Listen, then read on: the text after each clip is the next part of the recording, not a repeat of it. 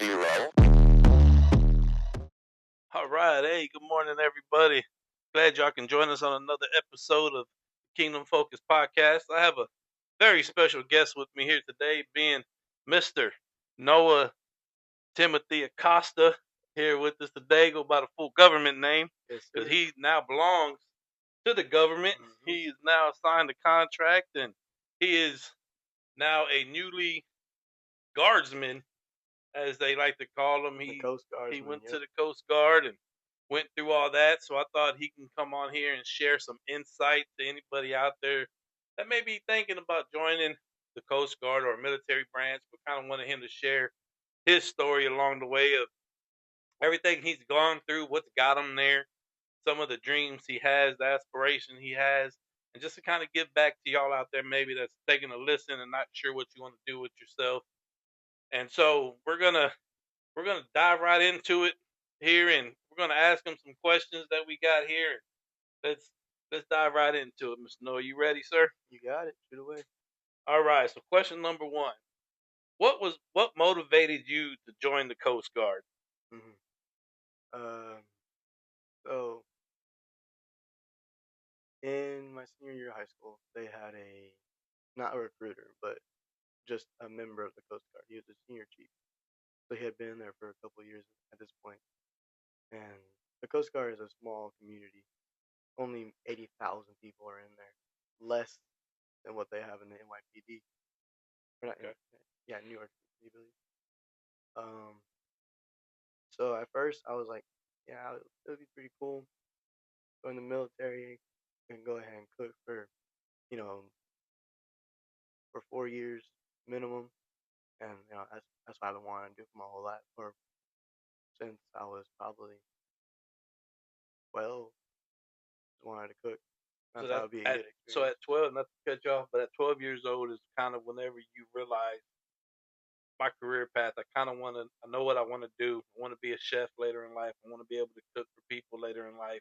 You kind of discovered that at the age of 12. Yeah, it was around like seventh or eighth grade.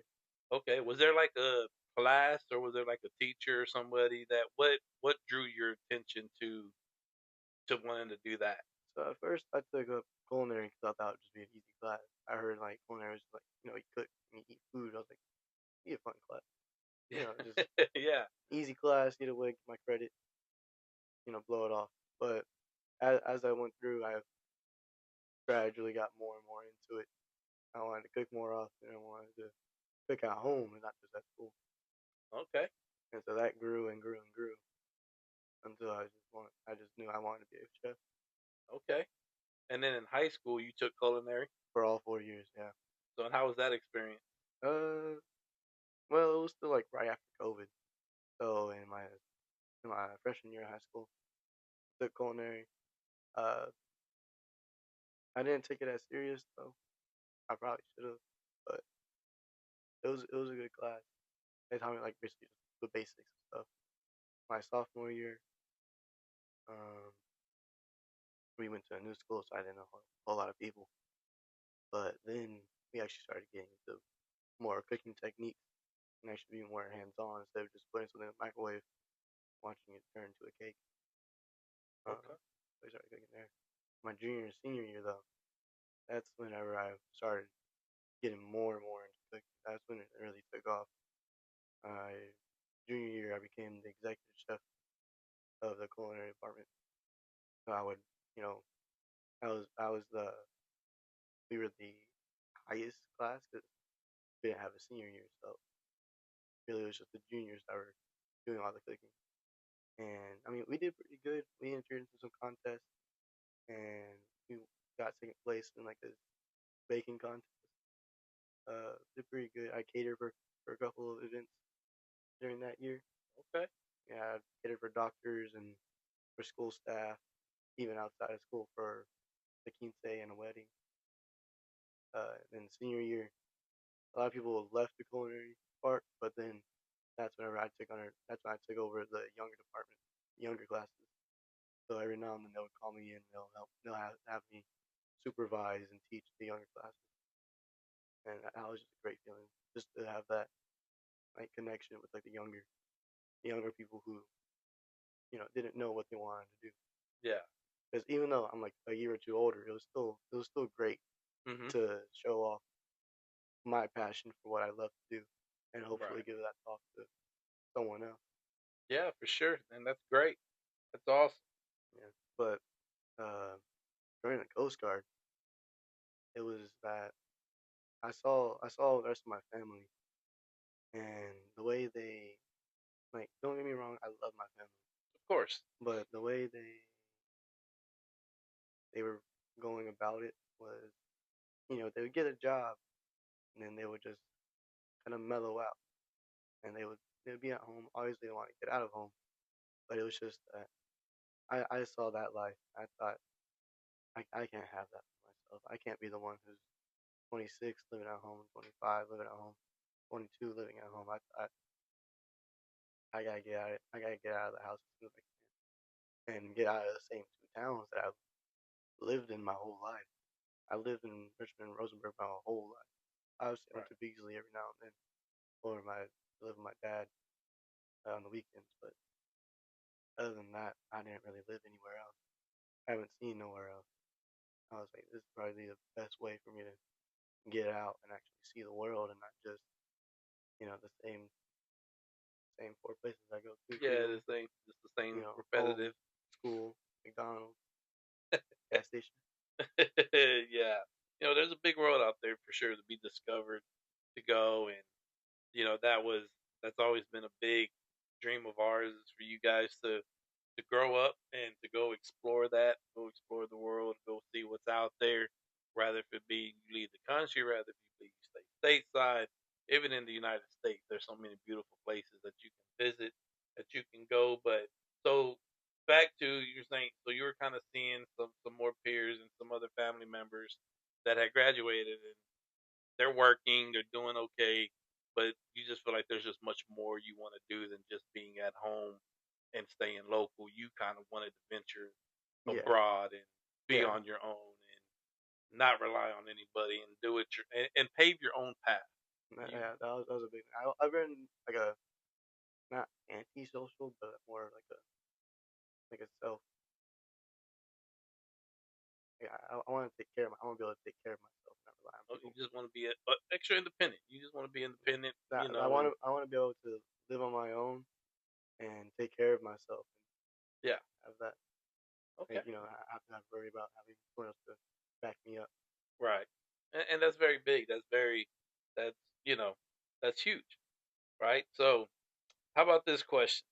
What was the most challenging part of the Coast Guard program boot camp that you faced? The most challenging part. I would say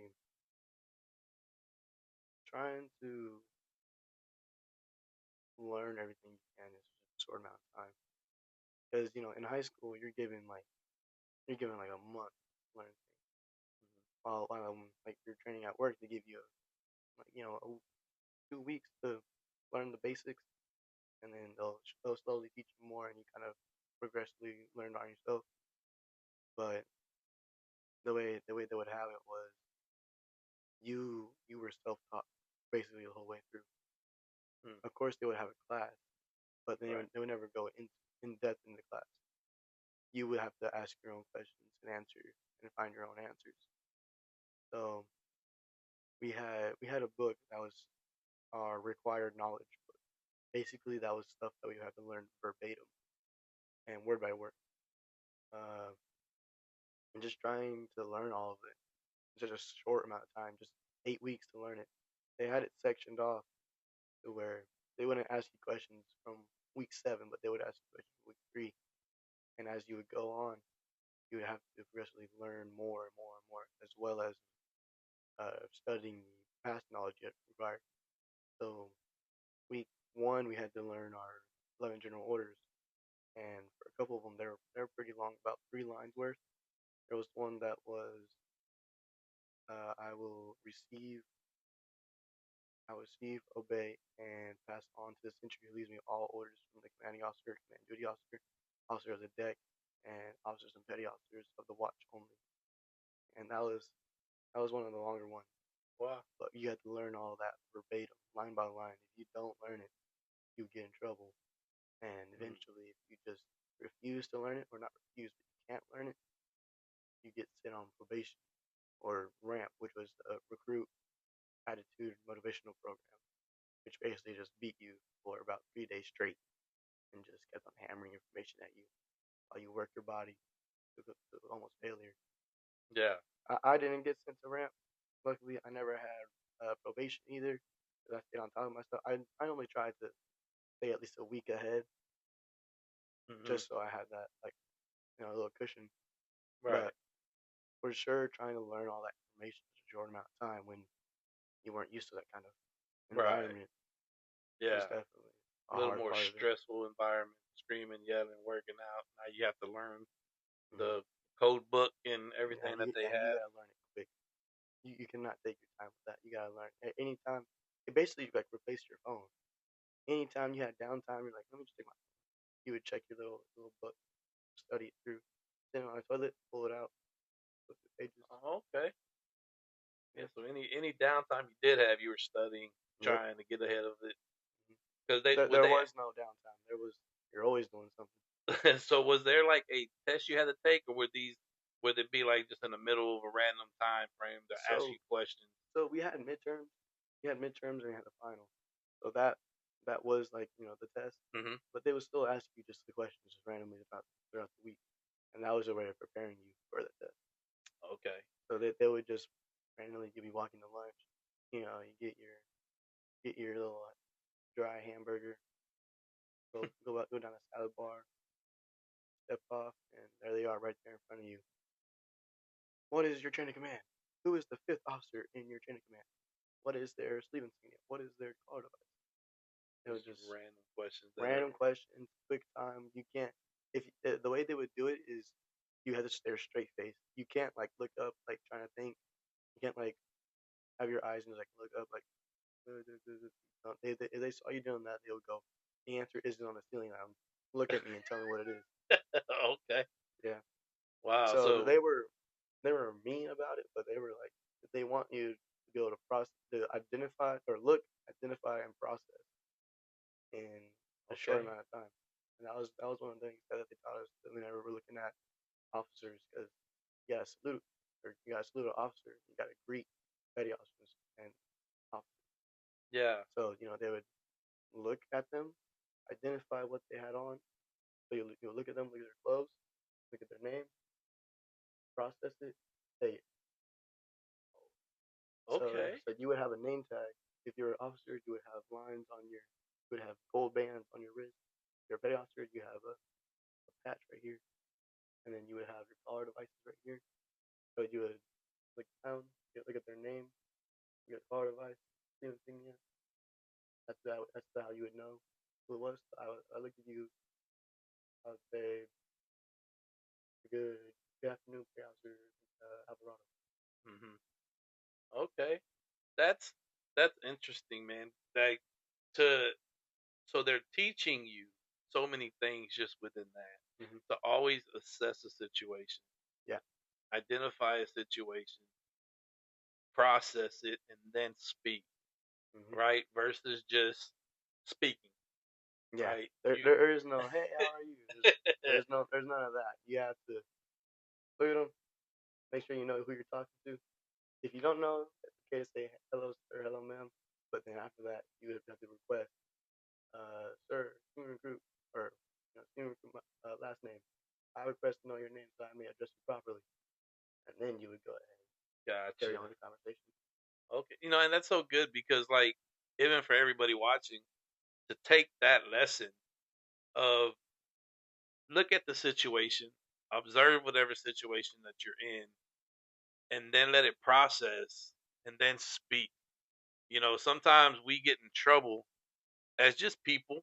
We want to just judge a situation immediately, Hmm. right? We want to just, oh man, we'd be judgmental right off the bat. Well, instead of just processing the situation, kind of Yeah. look at the situation, process it, and then come to a conclusion Yep. of that. So it's life lessons at the same time that you guys are learning on Hmm. top of having to think in a stressful situation because I would assume when you're in the field, there may be some stressful situations that For sure. you have to be able to communicate, be able to think fast, Hmm. think, which will lead to another question is the raspy voice we got right now from coming home.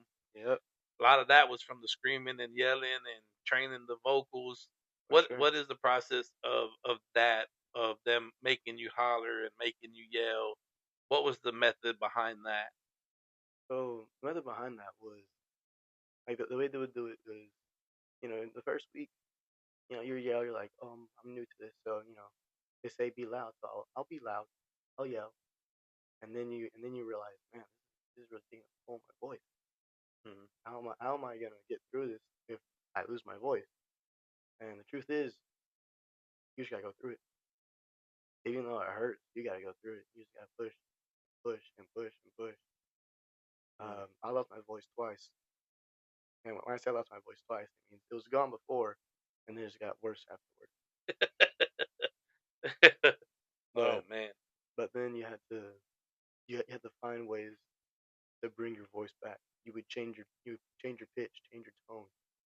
Uh, so like before, like whenever you scream, you're like, yeah, like that. Then you slowly go lower and lower and lower and lower until you're Mm. just like that. That was the best way I could do it. Was just go high, lose that voice, go lower, lose that voice, you go lower. It's just change your tone, change your pitch, Yeah. still be loud, and just uh exemplify yourself, make yourself Mhm. known, make yourself stand tall, stand proud, be loud. Oh, That stand tall. What is stand tall? be proud, be loud. Be proud and be loud. One of the things that they did was they didn't care if you were right or wrong, as long as you were loud, you were okay. Mm. That was a big thing. If they stopped you and you're like, my my my officer, my lead chemical commander is out street road, and you were right, but you were quiet, and they would get you on that. If you were Mm. quiet, that was just putting a target on your back. Because if they knew who was quiet, they knew who was shy and who wouldn't want to stand out. So Yeah. they would target you. They would want you to get loud. If you didn't get loud, you're against the back a week until you got loud. Oh wow. Yeah. So, So but I would assume there's a method for that, right? Like in the field, Coast Guard, you think water, ocean, you're thinking that's a pretty loud environment, and to be able to communicate oh yeah, with people, to be able to talk with people. You, you're on a 65-foot boat, 65 to like 300 foot boat. You're crashing down on waves. The wind's blowing at you like probably 40 miles an hour, and you're just holding on to dear life. You can't look at someone and be like, "Hey, can you close the door over there?" No, you gotta yell at your lungs. yeah, yeah, wow. But man, that's good. Stand tall, be proud, and be loud. That can be again. It's amazing because even as a man of faith, right? That's the way we should operate every day. We should still stand tall. We should. You don't necessarily have to. You should be proud for sure in what your God has done in your life, and be proud. But Hmm. then that you don't have to necessarily be loud, but be speaking with confidence, Yeah. speaking, where with some authority. I understand the method with you guys and having to be loud to be able to communicate and to do all that. Man, but that's some good stuff, brother. That's really good. So let me ask you another question.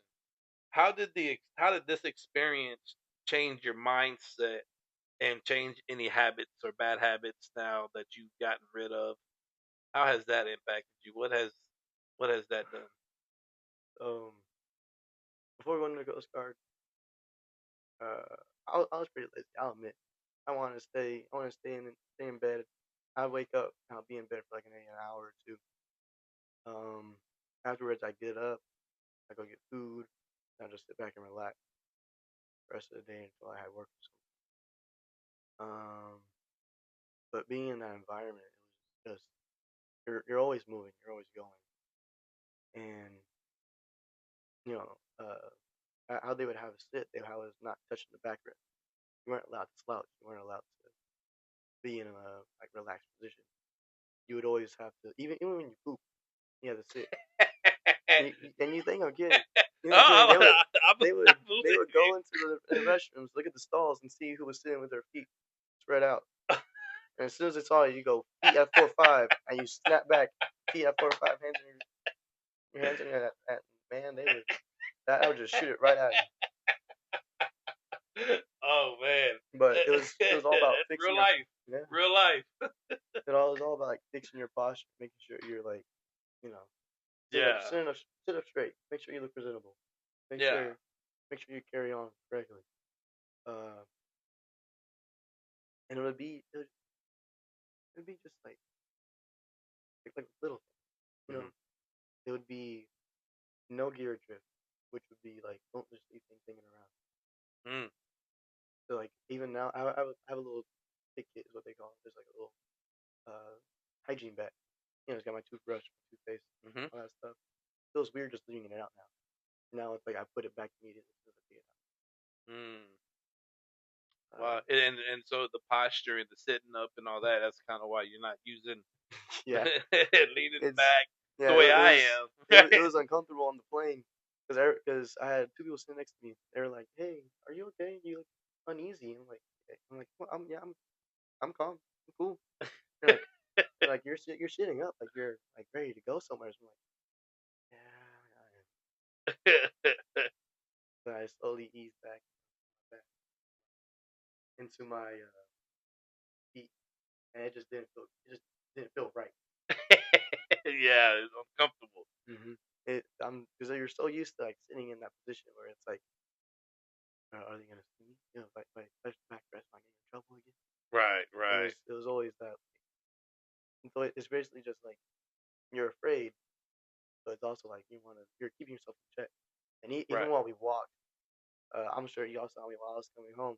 I had my fists tight hmm down on my sides and basically walking like a robot. Right. And because that's just how they taught us how to walk. Yeah. They want us to look clean and crisp. Mm. Don't get comfortable. One of the big things was get comfortable being uncomfortable. Man, it was. Get comfortable being uncomfortable. hmm It was Oh, it was uncomfortable for sure, but you just gotta get used to it. man, that's good stuff. Get comfortable being uncomfortable. That brings to mind again, right? Living for God. Sometimes we get put in uncomfortable situations. You get put in a spot where you're like, I'm okay with life. Maybe I won't go to church today. Maybe I'll just stay home today. Mhm. Can't Right, do that. You gotta get out of bed. You can't get comfortable. You gotta make sure right, you're out there. If it's cold out in the morning, you embrace that cold. Embrace that heat. right, right. So many people, with church, sometimes we say, "Oh, if it's a rainy day, it's going to be a light crowd because you don't want to go get wet." hmm Right? You don't want to run through the rain. You don't want to step on a water puddle. So we don't want to do a whole lot of those things that'll get us uncomfortable. But I'm pretty sure Jesus wasn't comfortable taking lashes across his body, hmm getting nailed to a cross. Pretty sure he was uncomfortable For sure. doing all that, right? So Yeah. I think we definitely need to make that a It's good to regular. be uncomfortable. Yeah, It's good for you being comfortable because that means you're learning. That means yeah, that eventually you will get comfortable with that. yeah. That's the whole thing. You're uncomfortable, but you'll get comfortable with it soon. You'll learn. You'll adapt. hmm Yeah. And that's how right. You keep growing, you keep hmm learning, you keep moving forward, you keep doing that. Man, that's good. But what has helped you stay motivated, or what helped you stay motivated during those tougher times, during those weeks leading up through boot camp? What motivated you to get through those Right. days? So I'll be honest. I was not thinking of the people I was gonna see once I got out. I was thinking of getting out. Okay. It's a high intense situation. It's not a place where you're going there and like, I wonder what my mom's doing right now. I can't wait to see all these people. I can't wait to go home and play my video game. I can't wait to go home and see my dog, play my dog. No, you're thinking, I can't wait to get out of here. This place, you don't want to stay here anymore. You want to get out. So you're Yeah. thinking, how is the quickest way I'm gonna get out of here? How am I gonna? What do I need to do to get out of here? I'm gonna study. I'm going to uh, I'm going to excel. I'm going to be fast. I'm going to be loud. I'm going to be quick when they tell me to be quick. I'm going to be quiet when they tell me to be quiet. You're you're not focusing on the future. You're focusing on the present. You want that future, but you can't only look at the future without thinking about the present. Mm. So not necessarily thinking about who was back home and thinking about everybody else. You had to put you first. I put myself first so I could go see everyone else whenever I was done. Yeah. Because you can't think about other people while you're there. Because thinking about other people won't help you. That's gonna Right. make you sad. It's gonna make you miss home. Gonna And distract I did miss home, and it did distract people, and it made them quit. you. Yeah. That was the worst thing, was seeing someone, uh, so distraught. I miss my family, I miss my mom, I miss my dad, and they were like, I can't do it anymore. I got to quit, and Mm. it was just the quickest way out of there was graduate. They would say that the quickest way out of boot camp is to graduate, because Mm. discharge hold element, you would be sitting there for up to 8 weeks, maybe 10. You'd be there for Oh two, wow. 2 to 3 weeks on top of the time you spent in basic training. So Oh if wow. you're quitting week 6, you're gonna be in discharge hold for another 8 weeks. You can be Uh, in there for like 4 or 5 months total, wow. going from training then to Yeah. discharge Wow. So yeah, the quickest way out of there is is to graduate. nose down and yeah, just graduate. Hmm. So seeing the end goal and the Seeing the end goal and getting there is the quickest way out. You can't just give up. Once you give up, then and I think that's a big thing is just don't give up. yeah, Quickest way out of where you are is to not give up. yeah. That's again, man. You're saying some really good stuff. The quick and that's for life. It's life stuff, Hmm. right? Just to never just give up. The quickest way out of it is to go through it Yep, versus giving up because more than likely you're going to go through it again. exactly. And so if you You're gonna give go up, through it again, or you're gonna go through a worse situation where you were before. right, Because once you're in there, you left your job, you probably packed up some of your bags. right, Then you come back home and you're like, man, I don't have a house anymore. I don't right, I don't have a job anymore. yeah, Now you're just stuck there. You yeah, quit and now you're like, oh, I'm glad I'm home.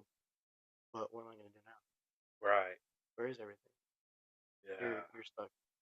And mm, that's the thing. People get stuck. yeah. They would say complacency kills. You would get complacent, Complacency kills. and well, yeah, Hmm. that's what they would say in the fleet. Complacency kills. Because once you get complacent, that's when people start dying. Mm. And And y'all are there to save lives.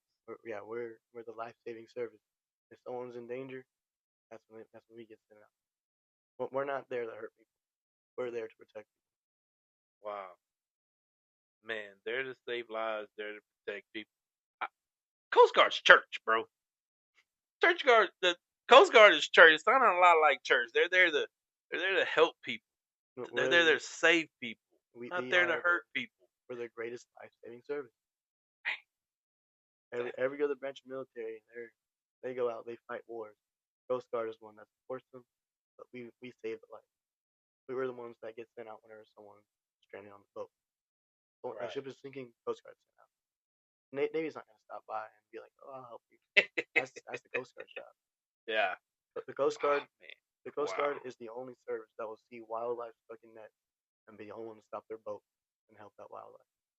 They're the only ones to do that because Yeah. that's their job. Their jobs are to protect both human life, marine life, and environmental life.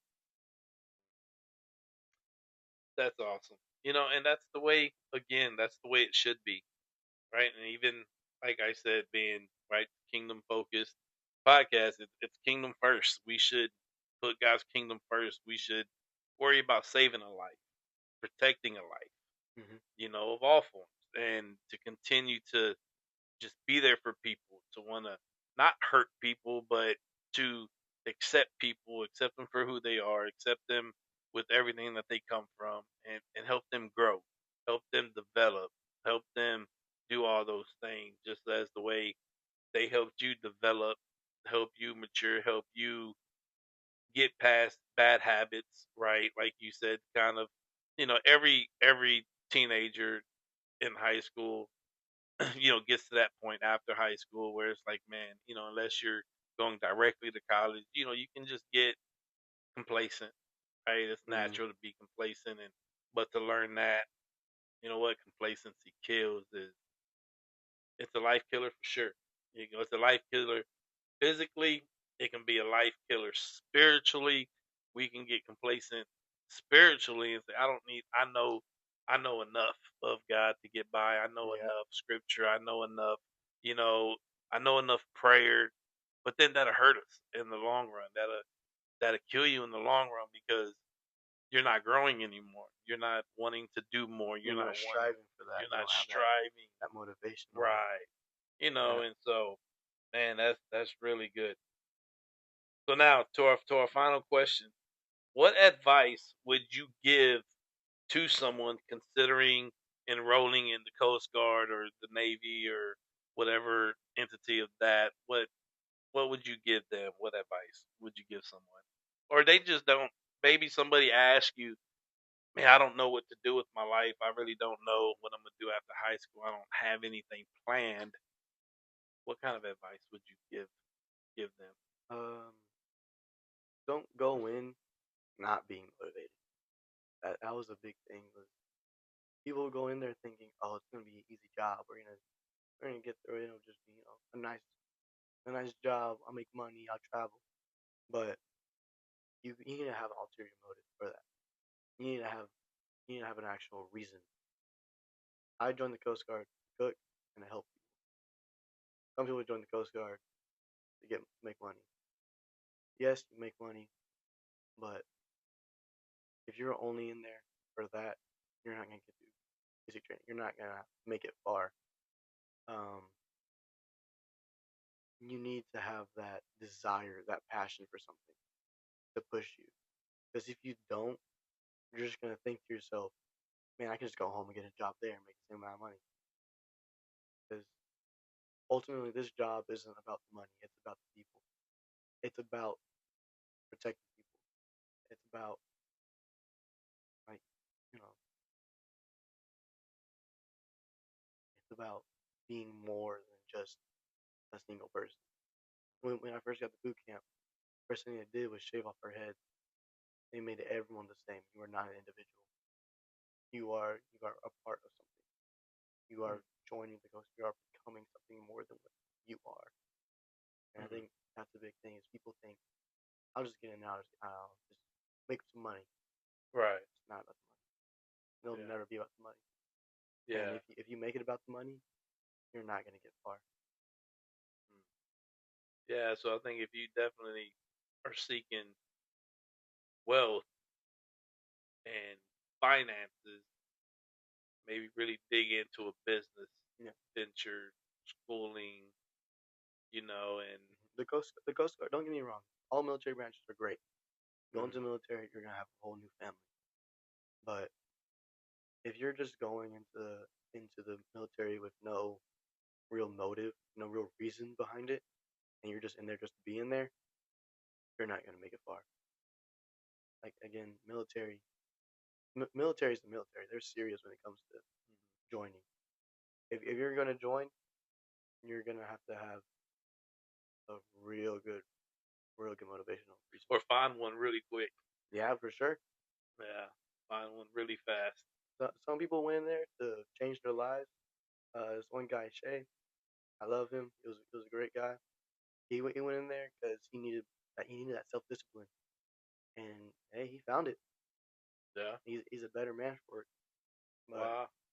but if you're gonna join the alien military branch, you're gonna have to find a reason. Whether it be you want to save people, whether if you want to protect, you want to Or maybe even save yourself from yourself. yeah, Right. save yourself from yourself. You want to make yourself a better person. The military will they break you. The military will break you down and build you back up. They will Yeah. break the person you are, and they will make you. into a better person. That's what they did for everyone. Yeah. The that was their whole goal. They always said that we are gonna break you, and they broke me. They broke everyone there. Yeah. And they slowly, piece by piece, build you back up to a better person. Yeah. So it's still you, but you're not the person you were 2 months ago. Yeah. For sure. And I we can say like from the outside looking in that that shows, right? Just talking with you, seeing like you said how you walk, how you present yourself, how you sit, how you speak. So much has changed from just 2 months for Hmm. the better, Yeah, right? And that's amazing because as a brother, as a little brother, as a big brother, you set the standard, you set the bar. You now have individuals looking up to you, yep, right? And they're going to want to do better. They're going to want to see. They're going to be all eyes are going to be on you.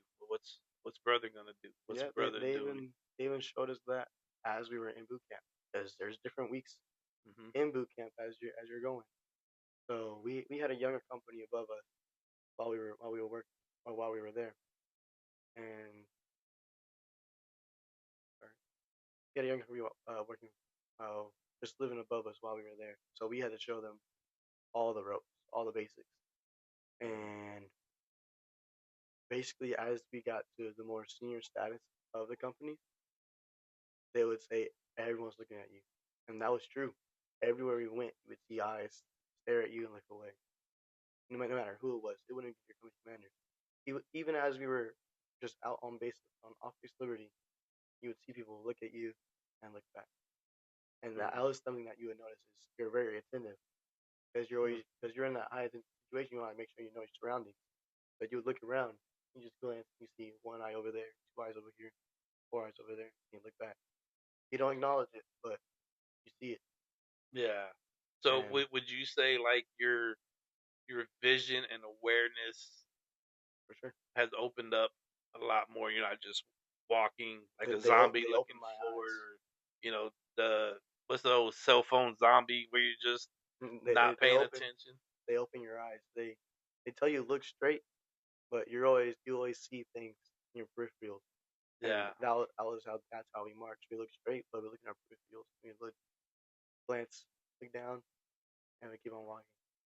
So you would always make sure you're looking around, making sure everything is correct, Yeah. and that helps seeing people staring at you, but it puts that pressure on you to sit up straight, Mhm. put tight fit, walk smoothly, walk Right. correct. You don't want to act a fool Yeah. because you got all these eyes on you. You don't want these younger companies seeing you thinking, "Oh, I can act crazy," because they're acting crazy. Mm. You don't want them seeing that. You Man. want them to be better than what you were, and we were. We were the strongest company on that regiment, and we were probably one of the best. Uh, and I think once we hit week 6, we were better than the company that was above us. Oh wow. Leadership. It makes me think of leadership to where you're a true leader, and Hmm. whenever leaders have eyes on them, they set that standard high. Yeah, that was how it was for our lead company commander. We were her third. We were her third lead company, and man, she was ready to put us through whatever to make us the best. Mm. She was great. She was amazing. She was. You just said she was willing to put y'all through whatever to make you the best, Hmm. and that's just right. Again, we can relate that back to a little bit of God. Sometimes we don't want to go through situations. No, but I would be into a situation where you have to tough it out. He Right. knows you can handle it. Correct. It's up to you to decide if you will. Correct.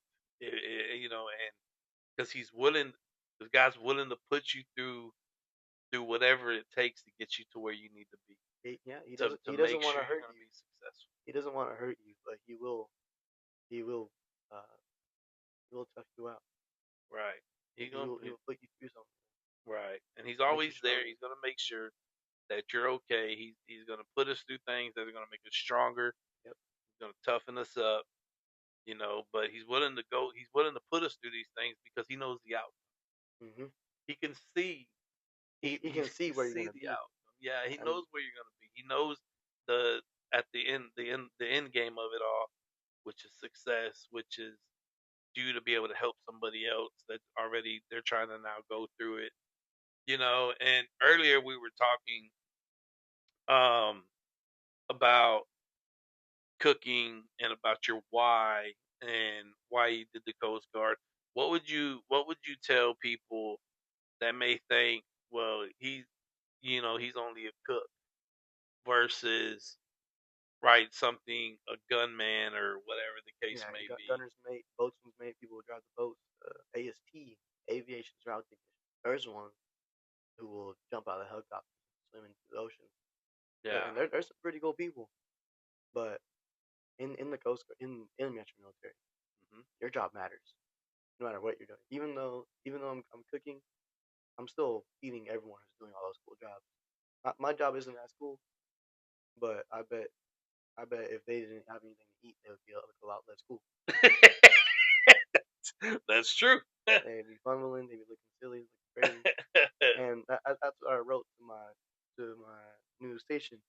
They asked me why I wanted to be a culinary specialist, and I told them that not everyone can do one of those jobs. Not everyone can do that, but everyone needs to eat. Mm, Everyone needs something, mm, and I think that's a great way to live by is even though you're not in a big in a big spotlight, you're still you're still proving to someone or providing aid to someone. mhm. You're still helping save a life. Yeah. Because I know even though they whipped me into shape, I know I couldn't get to one of those guys levels. That's like Michael Phelps kind of. That's what it is. Yeah, so I mean, swimming out in the middle of the ocean trying to save a life has to definitely be tough, right? But that's what people just think. They think, again, when you think Navy, you think Navy Navy SEALs. SEALs. You see, Army, you thinking Rangers, right? Mhm. You're You see seeing, the Air Force, you think those huge jets flying up above. right? It's all the sexy The elite jobs, but the they cool still looking got to jobs. eat, right? They still got to eat. They They still still got gotta to, eat. Their boats and their airplanes still gotta be made. They still right? they still need someone to give them the pay slip. That's what some of the jobs are. Yeah, They're focused on filing paperwork, yeah. and even though it's filing paperwork, still Still important. still important because I guarantee you, if those guys weren't getting paid, they wouldn't do that job. Yeah, that's so key, man, and that's key to everything. That especially in church today, right? You think of the pastor, you think of a youth pastor, you think of an evangelist, you think of The those will worship be team, considered the right. Those will be cameraman, considered the sexy jobs of the church, kind of the military. yeah, Those are the ones that they feel like people look at them from the outside, thinking, oh, those are the superstars, right? Of the that, ones that but are out it's there on the stage, yeah, but that's not the but case. you still got Every people out. person, the greeter at the front door, The just tech shaking team in your the back, hand, the tech team in the the back. janitor keeping the place clean and Y- nice. Like that's yes, still a big job. You yes, don't see it. You don't see them as often, but they're still doing a job to make yeah, that place a great place. yeah, and I think those are the people that They keep it running. keep it running. They Yeah. keep it going. They're the ones that really are the true superstars of the event. Yes, they may not be the ones that get all of the credit for everything, All the but they recognition, but definitely, it's the Coast Guard is one body, right? The Army, the Navy, the Marines, everybody's one body, but the church is one body as well. And the church is, it says that we're the body of Christ, and we need to move together as one. That little pinky right there, if you don't have it, it's hard to do a lot of things. That hmm thumb, if you don't have it, it's hard to do a lot of things. And so the issue becomes just the way you made the commitment to want to better your life, to want to get onto something more, and to travel and to stand on your own 2 feet and be successful and pave your own way. We have to make that decision too with our personal life, right? With church, to want to just pave our way to follow what God's done, what God's doing in our life. And the more we stay motivated to that and we continue to grow, and like I said, I'm a there's so many things that you said on this podcast, believe it or not, that I'm gonna take with me Mhm. and I'm gonna use because it was powerful. There were small little nuggets that were said that I don't think everybody's gonna get them all at once. And so the wisdom is beyond your years already, just the learning of what you've learned, and knowing that we are we're all one family. You have, like you said, your new lifelong friends. I'm sure that you made along the way, just going Yep, through boot 95 camp. of them. So it's those are guys that you can rely on, guys you can lean on. And so I know we're super excited for you. You're going to be in Seattle, Washington now. That's where you're going to be stationed for the next couple years, and Yeah. you do a stint in California, but then back to Seattle. So Mhm. there's nothing but blessings coming your way. I really believe God's still going to use you, in cooking. And before you leave, I need you to make some smash burgers for me. And I'm gonna need a smash burger because I don't know when the next time I'm gonna get one from you. And you Got it. know, and so, but with that being said, man, been a pleasure. It's been a pleasure to help raise you to the young man you are. To just be a part of your life, to be a part of the things you're doing and seeing what God's doing in your life and the doors you're opening for yourself, the doors you're walking through that God's opening for you. It's a blessing. And so if you're thinking about maybe joining the military, joining the Coast Guard, or joining something to help better your life, always, there's somebody out there, that has gone through something to give you advice, to go back, replay this, rewatch this video if you missed something or you heard something, take what this young man has said, what he's done, what he's gone through, apply it to your own personal life. He's doing great things. And again, is we talked about some good stuff. It's real talk, right? It's real life experiences that we've gone through that we want to share. And just always remember that there's somebody out there that loves you. There's somebody out there that's thinking about you, and there's somebody out there that's praying for you. We love you. We're thinking about you, and we are definitely, definitely praying for you. So with that Mhm. being said, amen, amen, amen. Amen. Thank you, sir.